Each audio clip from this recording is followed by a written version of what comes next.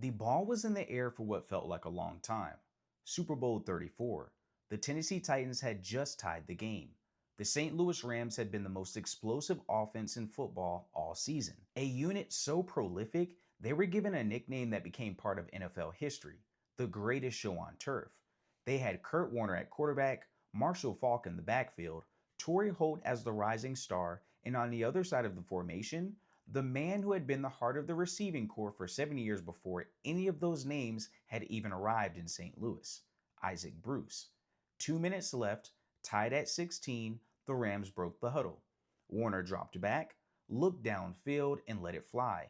Bruce had run a deep post, gotten a step on his defender, adjusted his route on the fly when he saw the throw was going to be a little short, came back to the ball, hauled it in, and ran it the rest of the way to the end zone. 73 yards, touchdown, game-winning score. The Rams won their first and only Super Bowl as a St. Louis franchise, and the man who caught the throw that ended it has spent his entire career making plays exactly like that one, quietly, consistently, and without ever asking for the spotlight. This is the story of Isaac Bruce, one of the greatest wide receivers in NFL history, a Hall of Famer, a champion, and a player whose name belongs in any honest conversation about the best to ever play the position. Isaac Bruce was born on November 10th, 1972 in Fort Lauderdale, Florida, the 15th of 16 children. He grew up in a household where faith and family came first, and those two things would define every chapter of his life that followed. He played his college football at West Los Angeles College and then transferred to Memphis State, where he became the kind of receiver who put up production but never quite became a household name on the national college football scene. The Los Angeles Rams selected him in the second round of the 1994 NFL Draft with the 33rd overall pick. He was the second receiver taken in his class. The Rams were not a good football team when Bruce arrived. They moved from Los Angeles to St. Louis after his rookie season, and the franchise spent the next several years rebuilding from the ground up. Bruce was the brightest spot during that rebuilding stretch. As a second-year player in 1995, he caught 119 passes for 1,781 yards and 13 touchdowns. The yards per game number was historic. He was named to his first Pro Bowl. He was the kind of receiver who made everything happen for an offense that was otherwise struggling to find its identity, and he did it with a quiet professionalism that became his trademark over the next 2 decades. The route running is what separated him from his peers. Bruce was not the biggest receiver in the league. He wasn't the fastest. He didn't have the kind of raw athletic gifts that made highlight reels or magazine covers. What he had was technique. And the technique was so clean, so precise, so practiced, that defensive backs who knew exactly what was coming still couldn't stop him. He sold every route, he attacked leverage, he used his hands at the line of scrimmage to create the half second of separation he needed, and once he had that separation, the ball was on him before the defender could recover. That kind of receiver is timeless. It's why Bruce played 15 years in the NFL and remained productive into his 30s when most of his contemporaries were already retired. By the late 1990s, Bruce had established himself as one of the best receivers in the league. He had multiple thousand-yard seasons. He had Pro Bowl appearances. But the Rams as a team were still searching for something. They cycled through quarterbacks. They cycled through coaches. The offense couldn't find consistency. And then in 1999, everything changed. The greatest show on turf wasn't supposed to happen. Trent Green was supposed to be the starting quarterback for the 1999 Rams. He went down with a knee injury in preseason. The team turned to a former Arena Football League and NFL Europe quarterback named Kurt Warner. I'm sure you know who that is. A former grocery store stock boy who had spent years grinding through the lower levels of professional football just for a chance at the NFL. What happened next is one of the most remarkable stories in the history of American sports. Warner threw for over 4,000 yards. He won the MVP award. The Rams went 13-3, the highest scoring offense in football, and they did it with an explosive, vertical passing game that combined Marshall Faulk's brilliance in the backfield with three of the most dangerous receivers in the league working in concert.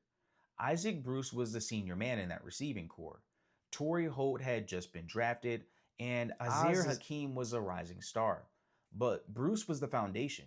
He was the player Warner trusted in critical moments, the one who ran the routes that opened up everything else, and the veteran whose presence in the locker room kept a young, explosive offense grounded and focused. He caught 77 passes for 1,165 yards and 12 touchdowns that season. He was a Pro Bowler again, and then came the playoffs. The Rams beat Minnesota in the divisional round. They beat Tampa Bay in the NFC Championship game in a defensive battle that no one expected. And then they faced the Tennessee Titans in Super Bowl 34, played at the Georgia Dome in Atlanta on January 30th, 2000. The game became one of the most thrilling Super Bowls ever played. The Rams led for most of the game. The Titans, behind Steve McNair and Eddie George, fought back. With just over 2 minutes remaining, Tennessee tied the game at 16. Then came the play that defined Isaac Bruce's career and a generation of Rams football. 1st and 10. Warner dropped back. He saw Bruce break free deep down the field. He let the ball go. The throw was slightly underthrown, a detail that matters because it's what made the play even more memorable. Bruce, reading the trajectory in real time, slowed his route, came back to the ball, made the catch, and turned it upfield. There was nobody between him and the end zone. He ran it in 73 yards for a touchdown. The Titans got the ball back with 1 minute left and drove down the field. Steve McNair scrambled and threw to Kevin Dyson on what became known as the 1-yard short play, where Mike Jones tackled Dyson at the 1-yard line as time expired. The Rams won 23-16. They were Super Bowl champions, and Isaac Bruce, the quiet veteran who had spent 6 years grinding through losing seasons, finally had his moment on the biggest stage in football. He caught 6 passes for 162 yards in that game. The 73-yard touchdown remains one of the most replayed Super Bowl moments in NFL history. The relationship between Isaac Bruce and Torry Holt is one of the great brotherhoods in NFL history. Holt arrived in St. Louis in 1999 as the 6th overall pick. He was younger, faster, and brought a different kind of energy to the receiver room. He could have been a threat to Bruce's status as the team's #1 target. Instead, Bruce took him under his wing. He mentored him. He taught him the details of route running. He showed him how to study film. He showed him how to handle the media, how to handle teammates, how to handle the responsibilities that come with being a professional athlete in a major market. The two of them became one of the most productive receiver duos in the history of the NFL. Together, they made the Rams' passing game unstoppable. From 1999 through 2006, the two of them were the foundation of an offense that put up numbers no one in the league could match in stretches. Bruce ended his Rams career as the franchise all-time leader in receiving yards. Holt eventually broke some of those records, but he always credited Bruce as the reason he became the player he was. That kind of generosity from a veteran to a younger teammate is rare in any sport. In professional football, where every snap is a competition for opportunities, it's almost unheard of. Bruce did it because of who he was. He cared more about winning than about individual statistics, and he cared more about lifting up the people around him than protecting his own status. That character became as much a part of his legacy as his on-field production. Isaac Bruce played 15 years in the NFL.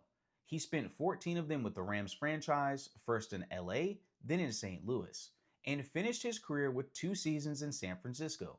He retired after the 2009 season with statistics that put him among the greatest receivers ever to play the game. 1,024 career receptions, 15,208 receiving yards, 91 touchdown catches, 4 Pro Bowl selections, 2 All-Pro nods, and a Super Bowl championship.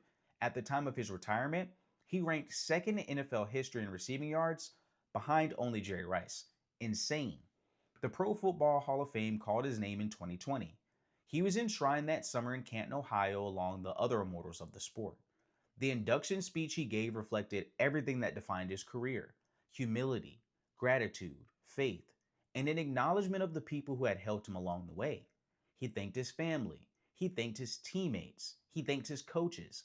He thanked the city of St. Louis, which had embraced him through good seasons and bad. And he reminded everyone watching that he had never seen himself as a star. He had only ever seen himself as a worker. That's how legacies are built. That's how Hall of Famers are made. And that's why Isaac Bruce belongs in the conversation with the greatest receivers in the history of the game. This is Old School Sundays, where I tell the stories of the legends who built the game we love. Subscribe, drop a comment below with the player you want covered next, and let me know your favorite Isaac Bruce moment. Thank you for watching, and I'll see you in the next one.